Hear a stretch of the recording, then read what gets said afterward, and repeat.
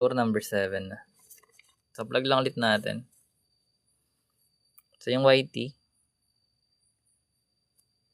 that is same pa rin. Pati yung FB page. Gusto niya makuha ng mga notes guys na galing sa live. Nandun to sa FB page. Then yung mga replays na sa YT. Sa YT kasi naka-playlist yun para hindi mahirap hanapin. Anyways. So, number 7 na na. So, number 7. So, let's say meron tayong x squared plus y squared minus 6x plus 8y equals 0. So, what is the center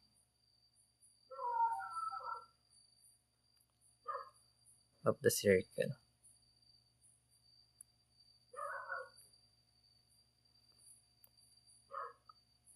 Saan yung magiging center, guys? Sige, check natin. So, ito yung given, guys. Meron tayong x squared plus y squared minus 6x plus 8y equals 0. And we need to find the center of the circle. So, paano natin ma-distinguish na circle yung given? So, kapag parehas ng coefficient yung x and y mo, then naka-plus siya. So, sa conics, circle yan. Anyways, so proceed tayo. So, para makuha natin, ilagay natin siya as pagsamahin natin yung mga may variable x, then variable y. So, copy natin dito yung x squared minus 6x. Then, plus blank na tayo siguro. Then, plus yung sa y squared naman. Plus 8y. Then, plus yung blank. Equals yung dalawang blank. Kasi wala naman tayong constant doon. So, ibig sabihin, add lang tayong dalawang blank dito. So, guys, yung mga blanks, nalagay natin. Kung yung nakalagay dito, lagay natin dito para balance. So, gamit yung completing the square. Squared mo lang. Then, yung lalagay natin. So, para makuha parehas, lagyan natin na. So, sa una sa variable x natin. So, yung b natin dito sa variable x, that is yung coefficient ng x natin na. So, meron tayong negative 6 para dito. And yung if b is negative 6, plug mo yun sa b over 2 natin. So, magkakaroon tayo ng negative 6 over 2, which is negative 3. And negative 3 squared magiging 9. Wait lang guys. So, ayan. So, magkakaroon tayo dito guys ng negative 3 squared is 9 nga. Then, pa-plug natin yun dito sa 9 na blank. Kasi ito guys, perfect square trinomial na yan. Then, sa kabila ganun din gagawin. So, yung b natin dito sa y, that is 8. So, if b is 8, divided by 2, magiging 4. Then, yung 4 squared magiging 16. Wherein, naglagay tayo ng 9 dito sa una. So, maglalagay din tayo sa kabila, sa right side. Then, 16 naman dito. So, 16 din dito. So, ngayon guys, sabi ko nga kanina, this is perfect square trinomial. So, kung ano yung nakalagay dito sa parenthesis mo na naka-squared, yun yung maging partner ng x natin. So, meron tayong x. Copy lang yung negative 3. Squared mo yun. Yun na yun. Perfect square trinomial na siya. Factored form niya is dalawang binomial na. Then, plus. Sa kabila naman, meron tayong y. Then, dahil positive yung 4 natin dito, magiging plus 4 siya dito. Then, naka-squared. Then, yung 9 plus 6, that is 25. So, copy lang natin. Then, after that, meron na tayong standard form ng circle. So, ngayon, sa pagkuha ng center ng circle, meron tayong form ng HK kapag wala sa origin yung given. So, actually guys, yung x ay yung h natin, nasa loob siya ng x, then yung k, nasa y. So, equate mo lang kung pwede siya titig method na, like, kapag minus, magiging plus. So, minus 3, magiging 3 yun. Plus 4, magiging minus. So, ito yung magiging center natin. As for the radius, guys, labas sabay na natin. So, ang radius natin, hindi siya yung nasa right side na 25 kaagad. Kasi guys, yung radius natin, naka r squared yan sa standard form. So, yung r squared equals 25. Then, pag ni-square mo siya both side, makakuha natin yung r as 5 na lang. So, ito yung magiging sagot natin. Kasi center naman yung hinahanap. Then, para sa radius, 5 siya. Sundan. So, kung gusto nyo na maraming ganito guys, nasa YT yan. May playlist tayo ng conics niyan. Pati pag-graph. Madali lang i-graph yan. Basta meron ko ng center. Tsaka, tawag dito. Ay, pag-shine natin. Sayang. Number 8. So, let's say meron tayong sine 150 degrees. So, what is the exact value?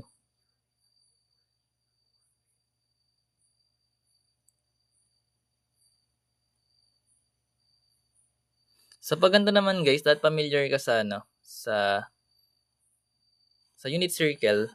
Otherwise, mahirapan ka sa ganito. 2 square to hula o 1/2. Check natin guys, no? So, dapat familiar kayo sa unit circle. Pero may videos ako nito guys sa unit circle sa YT. Sa trade. Tapos yung iba pang pwede na related sa trade. Meron doon. Explore nyo na lang. So, remember guys, sa trig natin, meron tayong Cartesian, di ba? Ito kanyari. So, kung familiar ka sa Cartesian, hindi nakikita. Ayun, kaya pala task ko. Yan. So, ito yung 0 natin. Ito yung 90. Ito yung 180. Tsaka ito yung 270 natin. Then, pag umikot tayo ng isa pa, magkakaroon tayo ng 360 dito. So, one complete revolution siya. No? So, ngayon, yung 150 natin, guys, is nandito siya sa quadrant 2. Tama? So, yung 150 nandito part. So, ibig sabihin, para makuha natin yung reference angle, yung 180, ma-minus natin sa theta or sa angle natin. So, yung 180 natin, guys, minus yung theta na given, which is 150 siya, makakakuha tayo ng 30. So, ibig sabihin, ito yung magiging reference angle natin. So, pupunta tayo sa quadrant 1. So, sa quadrant 1 natin, ito yun guys. Like, gawa tayo ulit para ma-visualize. So, ito yung 30. Ito yung 45. Ito yung 60, the 90 natin. So, bali, ito yung 0. Ito yung 30.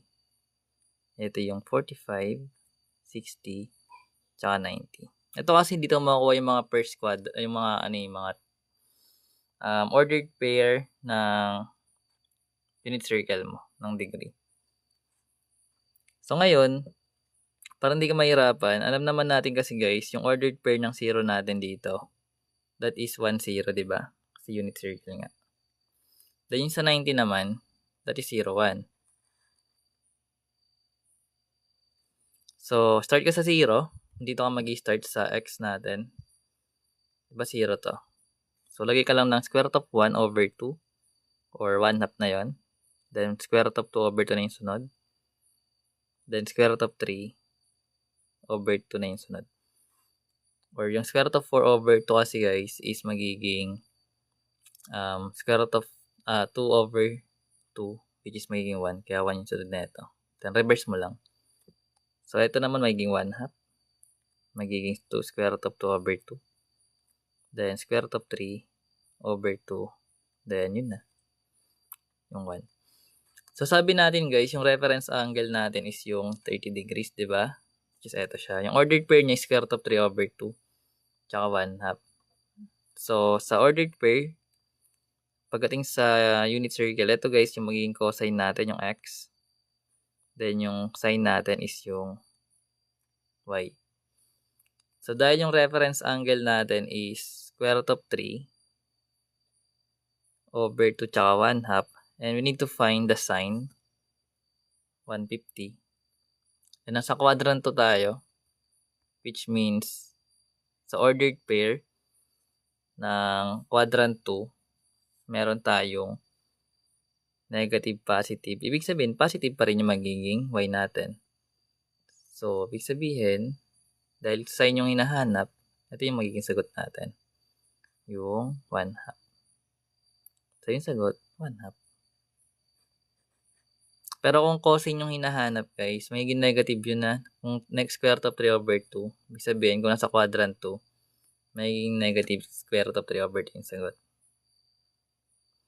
Anyways, kung hindi naintindihan, baka dito maintindihan mo. Hanapin mo na lang the unit circle. Papyaw lang kasi to guys eh. So, kung malakas ka sa trig, ewan.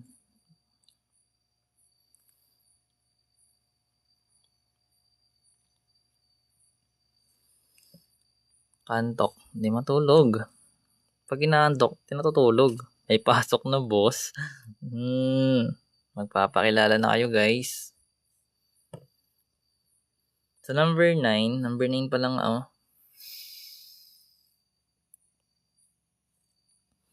So meron tayong tan theta. And let's say this is 3/4. And yung theta natin guys is located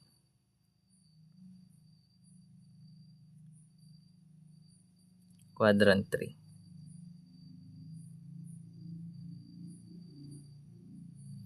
So, ang tanong is yung value of cosine theta. Ito yung tanong. So, meron tayong tan theta which is 3/4. And yung theta natin is at quadrant 3. And yung question is the value of cosine theta. So, meron tayo guys, given. Paulit-ulit ako, no? Ito. Edit ko naman yan. Okay lang yan. So, plug mo siya guys, di ba? So, sa Cartesian, ito yung quadrant 1, quadrant 2, quadrant 3 natin nandito yan. Ito yung quadrant 4 nandito. So, ngayon, sa quadrant 1, meron tayong dalawang positive na ordered pair. Meron tayong negative positive sa quadrant 2 at dalawang negative naman sa quadrant 3. At sa quadrant 4 is positive negative. Or kung familiar kayo sa cast, ito.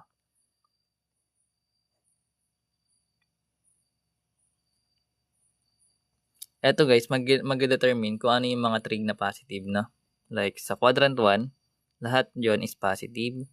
Sa quadrant 2, yung sign lang yung positive. Sa quadrant 3, yung tangent. And sa quadrant 4, yung cosine. So which means, kung meron tayong cosine na value sa quadrant 3, ibig sabihin dapat negative siya. So ngayon, dahil natin ang negative na yung magiging sagot doon, kunin natin yung given. So disregard. So kung ito yung theta natin, so di ba ang tangent, sabi natin ang tangent, let's say theta, na 3/4, is yung TOA natin yan, di ba? So, ibig sabihin, yung 3 natin magiging opposite. Then, yung 4 natin is adjacent. So, kung ito yung angle, yung opposite niya is 3. Ito yon. Then, yung adjacent is 4. Ito yon. So, ngayon may missing tayo na hypotenuse. Wherein, ang cosine, ang 3, 4, tsaka 5 kasi guys is, ano sila, Pythagorean threefold. So, kung nakita kang 3, 4, sabihin yung missing nun is 5. So, yun, ganun siya. So, kung missing naman, kung meron kang 3 tsaka 5, then right triangle, yung missing nun 4. Pero remember guys, ang hinahanap natin is cosine. Ang cosine is ka. So, kailangan natin i-solve yung hypotenuse kasi ito is adjacent over hypotenuse. So, dahil nga kulang tayo dito ng hypotenuse, solve natin yun using Pythagorean theorem. So, kung hindi nga alam yung 3, 4, 5, pwede kang bumalik sa Pythagorean theorem. Ito guys, ginagamit sa right triangle ng missing side, no? So, yung formula is c squared equals a squared plus b squared. Then, solve mo na. So, yung a and b natin is yung leg. Then, yung c is yung hypotenuse. So, meron tayong 3 squared tsaka 4 squared. Then, magkakaroon tayo ng 9 plus 16. So, yung c squared natin magiging 25. Then, square root lang siya both side. So, makakuha tayo ng c as 5. So, ibig sabihin yung missing side or yung hypotenuse natin is 5. Yan. So, dahil meron tayo guys na hypotenuse and given na rin yung adjacent, so, ibig sabihin yung cosine theta natin is magiging 4 over 5. Pero remember, nasa quadrant 3 tayo. So, sabi natin kanina, yung mga ordered pair doon is, or yung value dapat ng cosine natin is negative. So, ito yung magiging sagot dapat. Negative 4p. Sundan. So, kung nahihirapan ka sa ganito guys, try yung panoorin yung sa YT. Then, bakit pala yung tangent is positive dito? Kasi diba, kung meron tayong sine over cosine, and negative divide negative is magiging positive. Pwede pa ulit. Lahat na yung positive. O, yung cosine dito sa quadrant 4, positive. Bakit? Kasi yung ordered pair niya, diba? So, remember yung ordered pair, diba? Sa quadrant 1, parehas positive. So, kung yung trig mo na sine, cosine, tsaka tangent, paano ba explain na madali?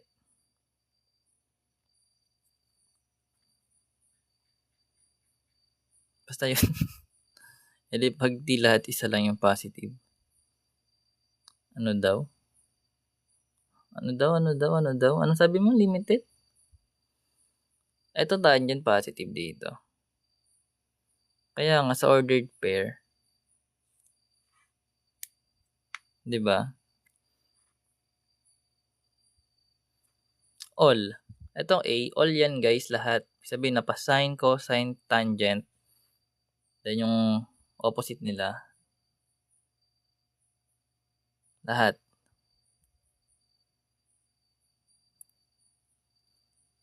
Pag ganun yung rotate mo siya ganun na. Pero pwede mo rin yan guys, acts. Kung pabalik ka naman, acts. Ikaw bahala. Pero mostly, ang ginagamit namin is cast.